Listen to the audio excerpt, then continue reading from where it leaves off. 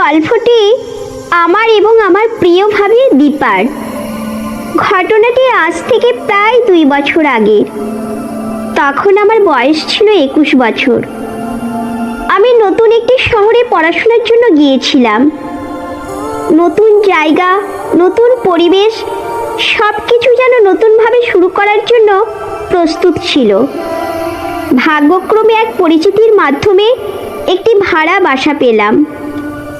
বিল্ডিংটির 3য় তলায় আমি থাকতাম, আর ঠিক নিচের তলায় থাকতেন ভাবি। তার নাম ছিল দীপা।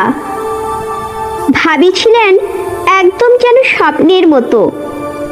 27 বছর বয়সী এই তরুণীকে দেখে বোঝা মুশকিল ছিল যে তিনি একজন ছোট ছেলের মা। তার স্বামী একটি বড় কোম্পানিতে কাজ করতেন এবং প্রায় বাইরে থাকতেন। ভাবির চোখে মুখে যেন এক অনন্য মাধুর্য। প্রথম দেখাতেই আমি মুগ্ধ হয়ে গিয়েছিলাম। ঘটনাটি ঘটে একদিন দুপুরে। আমি কিছু কাপড় গ্যালারিতে শুকানোর জন্য দিয়েছিলাম। হঠাৎ কিছু কাপড় নিচে পড়ে যায়। সাহস করে নিচে গিয়ে দরজায় কড়া নাড়ালাম। দরজা খুললেন ভাবি। হাতে একটি তোয়ালে, সদ্য স্নান সেরে এসেছেন। তার ভেজা চুল থেকে ঝরে পড়া পানির ফোঁটা যেন হৃদয় চুরির জন্য যথেষ্ট। কে তুমি? কি চাই? ভাবি প্রশ্ন করলেন। আমি একটু নার্ভাস হয়ে বললাম, আপনার গ্যালারিতে আমার কাপড় পড়ে গেছে, ওগুলো নিতে এসেছি। ভাবি মুচকি হেসে বললেন, ঠিক আছে, দাঁড়াও, আমি দিয়ে দিচ্ছি।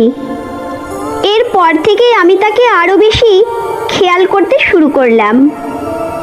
তার হাসি, তার কথা, সব কিছুই যেন আমাকে তার প্রতি আকৃষ্ট করে তুলল। কিন্তু আমি তখনও ভাবিনি যে এই পরিচয় এত দূর এগোবে। কিছুদিন পর একটি ঘটনা ঘটল। বিল্ডিংয়ের ছাদে আমি হাঁটাহাঁটি করছিলাম। হঠাৎ দেখি ভাবি ছাদের এক কোণে পাঁপড় শুকাতে নিয়ে এসেছেন। তার কোমল হাসি দেখে আমি মুগ্ধ হয়ে দাঁড়িয়ে রইলাম। হঠাৎ পা পিছলে ভাবি পড়ে যান। আমি দৌড়ে গিয়ে তাকে ধরার চেষ্টা করি। তাকে সাহায্য করতে গিয়ে আমার হাত তার কোমরের চারপাশে চলে যায়। তিনি ব্যথায় কাতরাচ্ছিলেন, কিন্তু লজ্জায় হাসি দিয়ে বললেন, তোমাকে ধন্যবাদ, তুমি না থাকলে জানি না কি হতো। আমি তাকে কোলে তুলে নিচে নিয়ে এলাম এবং তার ঘরে বসিয়ে দিলাম। ব্যথার ওষুধ আনতে গিয়ে তার দারুণ হাসি মুখটি আবার মনে পড়ে গেল। সেদিন থেকে আমাদের মধ্যে এক অদ্ভুত বন্ধুত্ব গড়ে উঠল। এরপর থেকে ভাবি মাঝে মাঝে আমাকে তার বাড়িতে ডেকে নিতেন। আমি তাকে কাজকর্মের জন্য সাহায্য করতাম। ভাবির ছোট ছেলের দেখাশোনাও করতাম। ধীরে ধীরে আমাদের সম্পর্কের গভীরতা বাড়তে লাগলো। একদিন ভাবি বললেন, তোমার কথা বলার ভঙ্গি, তোমার ব্যবহার আমাকে আমার ছোট ভাইয়ের কথা মনে করিয়ে দেয়। তুমি খুব ভালো একজন মানুষ। আমি লজ্জা পেয়ে বললাম, আপনাকেও আমি নিজের পরিবারের একজন মনে করি। তার এই কথাগুলো আমার হৃদয় ছুঁয়ে গেল। এরপরে প্রায় প্রতিদিন আমরা একে অপরের সাথে গল্প করতাম। তিনি আমার পড়াশোনা এবং ভবিষ্যৎ পরিকল্পনা নিয়ে খুব আগ্রহ দেখাতেন।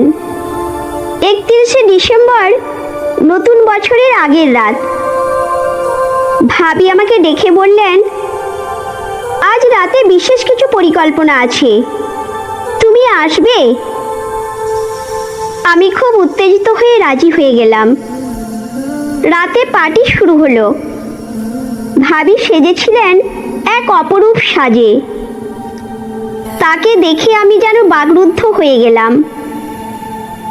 পার্টির মাঝখানে ভাবি আমাকে এক কোণে ডেকে বললেন, তোমার জন্য একটা বিশেষ উপহার আছে। আমি অবাক হয়ে জানতে চাইলাম, উপহার? কি উপহার? ভাবি মৃদু হাসি দিয়ে বললেন, তোমার মতো একজন বন্ধুকে পাওয়াই আমার জন্য বড় উপহার। আমি চাই তুমি সবসময় এমন থাকো। এই কথাগুলো আমার মনে গভীর দাগ কাটল। সেদিন আমি বুঝতে পারি আমাদের সম্পর্কে শুধু বন্ধুত্বের মধ্যে সীমাবদ্ধ নয়। সেই দিনগুলো আমার জীবনের অন্যতম সুন্দর অভিজ্ঞতা। যদিও আমাদের সম্পর্কে সমাজের চোখে শুধু বন্ধুত্ব হিসেবে পরিচিত ছিল, কিন্তু আমার মনে এটি ছিল এক গভীর এবং আন্তরিক সংযোগ। ভাবির প্রতি আমার এই অনুভূতি সবসময় আমার হৃদয়ে থেকে যাবে। এই গল্পটি আমাদের জীবনের সম্পর্কগুলোকে নতুনভাবে উপলব্ধি করায়। ভালোবাসা কেবলমাত্র একটি নাম নয়, এটি অনুভূতি, দায়িত্ব এবং একে অপরের প্রতি গভীর শ্রদ্ধা। এই গল্পটি যদি আপনাদের ভালো লেগে থাকে তাহলে অবশ্যই চ্যানেলটি সাবস্ক্রাইব করবেন এবং আপনার মূল্যবান মতামত জানাবেন। ততক্ষণ পর্যন্ত ভালো থাকুন, সুস্থ থাকুন। ধন্যবাদ।